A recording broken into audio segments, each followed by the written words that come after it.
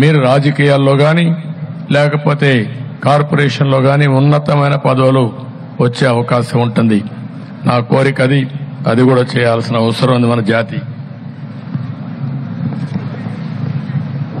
ఇంకొక పక్క ఉగాది అనంగానే ప్రారంభం ఏది నిద్రలేసినప్పుడు ఉగాది పచ్చడితోనే మనం ప్రారంభిస్తాం.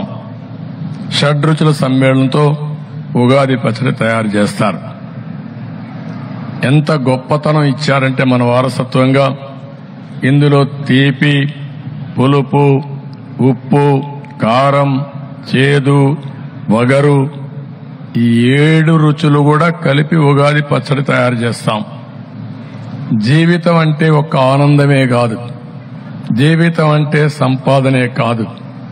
కష్టాలుంటాయి, సుఖాలుంటాయి, ఇబ్బందులు వస్తాయి, అనేక సమస్యలు వస్తాయి.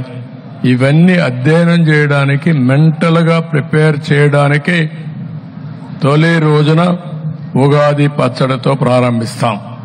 ఏదో కష్టం వచ్చిందని దిగులు పడిపోవడం, ఎవరో తిట్టారని బాధపడిపోవడం, లేకుంటే బయట రాకుండా ఇంట్లోనే పడుకోవడం, ఇంక వేరే దిక్కు లేదనే ఉద్దేశంతో కొంతమంది ఆత్మహత్యలు చేసుకుని చనిపోవడం, ఇలాంటివన్నీ జరుగుతూ ఉంటాయి.